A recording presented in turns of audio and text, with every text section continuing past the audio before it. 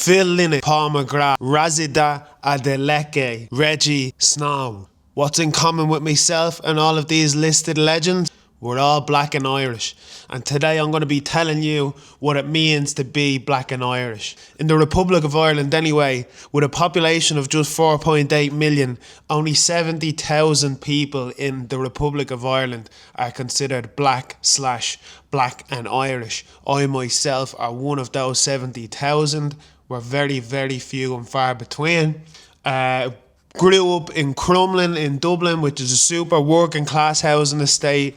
As you can imagine, there's probably not too many people of colour or foreign people in the area as it is, especially not back in the 90s when I was born. So I was definitely the only black fella on my street, that's a fact, and probably in the area of Crumlin. I think there was maybe one or two actually, now that you think about it. But it very much so felt like I was the only one in the area.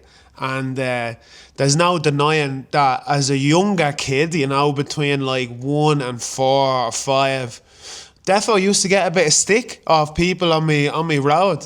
You know, when you're that age anyway, below 11 or 12, you don't really know much else about the world or the city that you live in apart from your road anyway.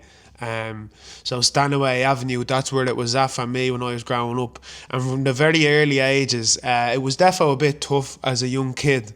I used to have all the lads slagging me, calling me all sorts of names under the sun. I remember there was one nickname for me back in the day. They used to call me Choco, short for chocolate milkshake. And, you know, everyone used to laugh and joke about it and thought it was gas, you know what I mean? But I think it defo hit a few strings inside of me, even from such a young age, and I just knew it wasn't right how I was feeling, and just the idea of people laughing at me, it's just not a nice feeling at all. Most people who are a minority, whether it's your gender, your race, your appearance, will definitely be able to relate to that experience of, you know, being the butt of the joke is most definitely not a very pleasant thing. So yeah, I remember those feelings were very present from a young age, and I think I went home crying one day to my mum, quite simply and honestly, and she just wasn't having any of it. She literally grabbed me by the hand, walked out the front door. We must have knocked on about 10, 12 front doors, all on me road. To be honest with all of my neighbours, their mas and dads took that very serious, and honest to God, there were very few experiences in the rest of my days in Crumlin from about 5-6 years old till when I left at 17, where I experienced racial abuse. Yeah, it kind of just felt like I was one of the boys, one of the rest of the crew. And to be honest, like I don't understand or resonate with the verbal abuse. Of course, I'd never get behind that, but I do resonate with some of my old neighbours and friends, and even people in today's day and age that are like quite mystified. They're curious, you know. As I said, there's only 70,000 black/black Irish people from and in the Republic of Ireland. So we are very rare. It's not a common thing to see many of us floating around. I think a lot of back in the day when I was growing up, I had a lot of kids that were more so curious than anything else, which is not necessarily a bad thing. Curiosity is what makes us wiser and better and bigger. And I know for a fact that all of my friends, and you know, if there was someone, you know, one of the friends' cousins was on the road for the day, like what used to happen if your cousin was staying for the weekend, or a friend from school that's not from the area, and they certainly have never heard or seen me before. Yeah, it was curiosity a lot of the time, because they'd hear me and they'd hear me speak and sound exactly like how they sound, act like how they act, but the visual appearance just wasn't really adding up. 1 and 1 wasn't making 2 for them. So, you know, the early days was definitely curiosity, a little bit of racial abuse as a young kid, but my man nipped it in the bud very early, and that was my early childhood in Crumlin in Dublin. Pretty bliss, pretty innocent, no qualms really, to be honest with you. Wasn't that bad. So then by the time I got to like 12, 13, it's time to go to secondary school, something I was buzzing to do. Just because I wanted to kind of be a part of the standard social settings in Dublin. My primary school, my ma sent me to a multi-denominational school, which means that it's any race, any religion is accepted, no questions asked. We had no uniforms to wear. We called all of our teachers by their first name.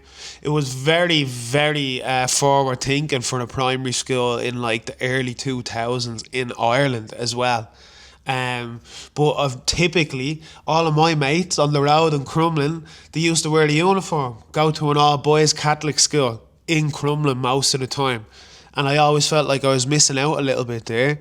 Even stupid little things like calling your teacher Miss or Sir just fascinated me, and I wanted to be a part of it. So secondary school comes around and I'm buzzing to go and be a part of that side of things. Again, we're entering a new environment where a lot of these people in the school, especially being an all boys school, had never seen or heard of a black Irish person, which is what I am and was coming into the school at the time. And, years had gone by in Ireland at this point anyway. About 10 years, you know what I mean? Or 8 to 10 years since I was a little kid. And, like, the general knowledge of what's accepted in society had definitely gotten better and better. And I experienced virtually no racism in secondary school as well, to be honest. But I think that's because I established myself and my personality from the get-go in secondary school. I just let people know quite simply, I'm not going to have it. I'm not dealing with any shit that comes from nobody. I'm after growing up in a rough fucking area in Dublin, and like what you have to say is nothing. I'm not going to take anything from any of you. And I just kind of let that be known from the early days. And yet, of course, like, what happens when you're in secondary school, especially when you've got family in that school, you do still get the odd dig in the arm or thrown in a bin, or your locker gets robbed, like, but that's only because it's weirdly like tradition. If you've got family or family friends that are older than you in the school, you kind of just have to take it on the chin and keep on going. So yeah, all of that jazz happened to me, no doubt. But when it comes to the racism side of things, didn't experience too much of it at all. I then started getting really into my sports in secondary school. I started playing rugby, hurling, Gaelic, football. A lot of it was because I was quite talented at sports in general, but also just the idea of getting to leave school early on a Wednesday to play a match at like 12 in the afternoon instead of 3:30 was a dream. So I took many of those opportunities where I could, and naturally was just quite gifted at a few sports that I played. And that's more so where the racism crept back into my life, was when my school was going to play against another school in either the other corner of Dublin or a different county in Ireland, maybe a more rural county in the countryside or wherever, where the chances of them seeing a black Irish person ever was slim to none.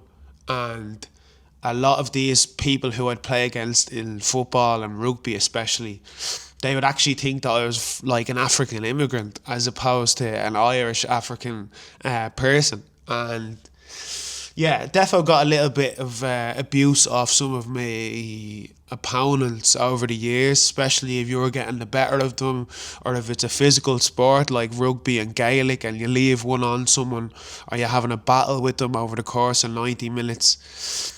Tensions get high, and I've definitely had some of my markers say some pretty nasty things to me. But usually at that point in my life, I was able to laugh it off. But I do remember one really horrendous moment was when I was playing rugby in a quarter final for my school at a Junior League Cup, I think it was called. And myself and probably three or four of the lads out of the 15, we were the best players. We were getting watched by other teams. We were really causing a bit of a stir in the rugby scene in Dublin as well, because we were in a public school, and public schools traditionally don't do as well when it comes to rugby in Ireland, and especially in Dublin. And I remember I was just having a cracking game. We were playing down in Wexford or somewhere like that. I'd got a couple of tries, and the guy who was marking me called me a black N word to my face after I tackled him. And just as a little bit of a PSA, I don't condone violence, especially physical violence when it comes to retaliation. But I was a 15-year-old young fella. I wasn't getting much racial abuse in my life at all at that point. And when this fella called me a black N-word just because I was better than him at a sport and achievement, my head fell off. There's no denying that. And I actually ran over and kicked him in the face. I got an instant red card. I remember sitting outside the team bus crying, essentially. And when their whole team walked by the bus, and there's me sat on my own because my team was still in the dressing room, I think, they were monkey chanting at me whilst they were getting on the bus, because they'd obviously secured the win as well after I get sent off. So that honestly felt like quite a low moment in my life as a person of colour. It never really made me hate who I am, but it's just not nice to be disliked for the colour of your skin. Like, at the end of the day, you don't even know who I am. So who do you think you are to be judging me and cancelling me and X, Y and Z just because of the colour of my skin? It's not right at all. Now, this may seem like I'm dressing this up to be a perfect life growing up as a black Irish person, but it certainly wasn't perfect. Most people's lives aren't perfect when they're growing up anyway, especially young boys. And I definitely remember going through a period of my life, probably in my 11, 12, 13 years old, when you start getting introduced and fancying girls and stuff like that.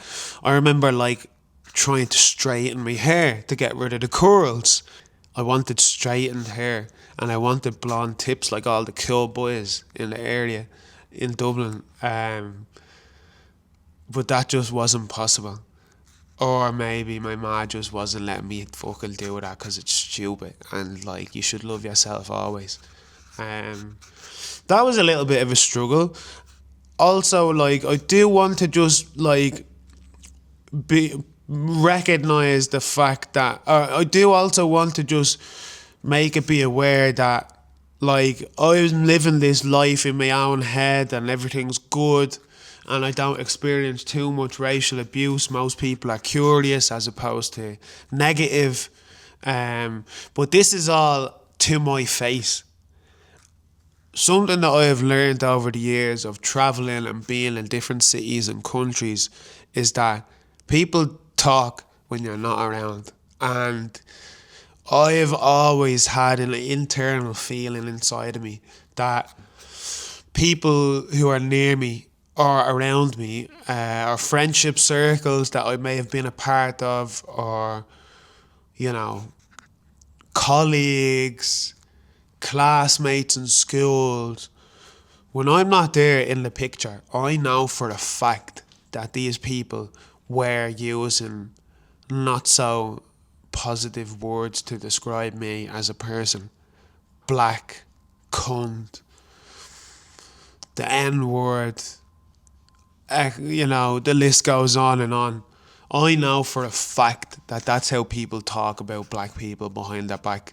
Well, not everyone, therefore can't say everyone in the world, but maybe that's a paranoia thing with me, that I feel like everyone does that behind my back, but I'm almost certain that is the case with certain people and individuals in this world, that they just quite simply don't have the balls to be racist to someone in their face, because they know 9 out of 10 times that if a confrontation ever started between themselves and the person of colour that they're slagging off, it never really ends well, does it?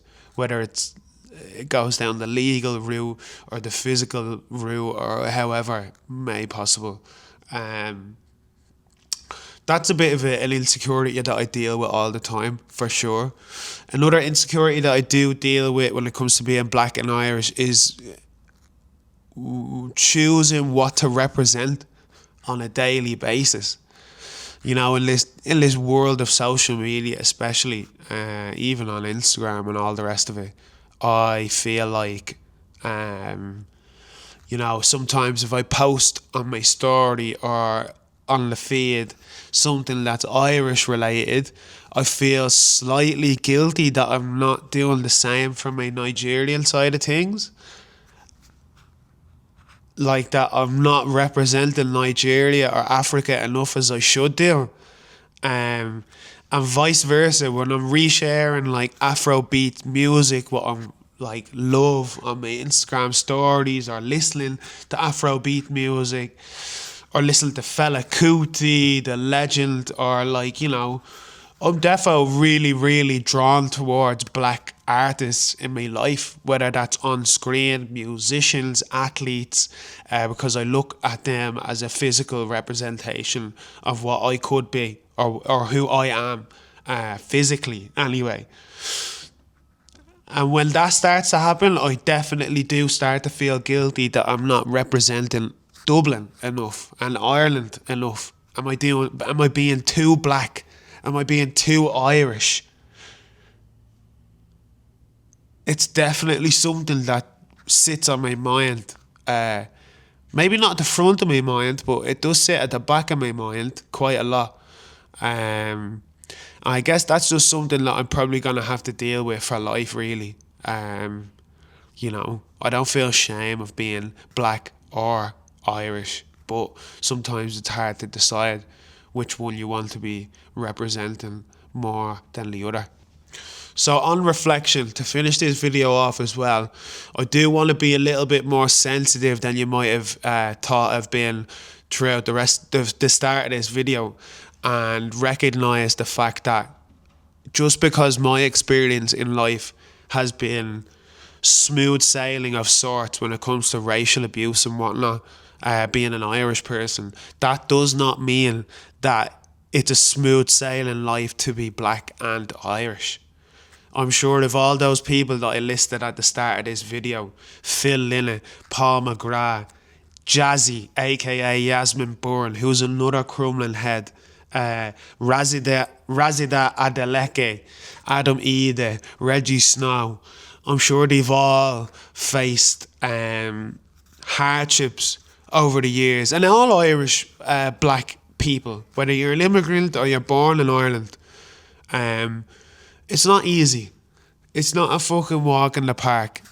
And the way my ma handled things for me as a kid was very brave and honest and upfront. But maybe not everyone's ma's doing that for them. Maybe not everyone's dad's doing that for them. I just don't want to be ignorant and start saying because my life has been fairly okay as a black Irish person, that definitely does not mean that every black Irish person has had a good positive outlook on their upbringing in Ireland. So yeah, if you're a person of colour from Ireland and you're subscribed or you're watching this channel right now, first of all, love who you are. I love who you are. If you're not, I hope this has just maybe opened your eyes or answered some questions for you as to what it's like to be black and Irish. And yeah, subscribe to this channel, like the video.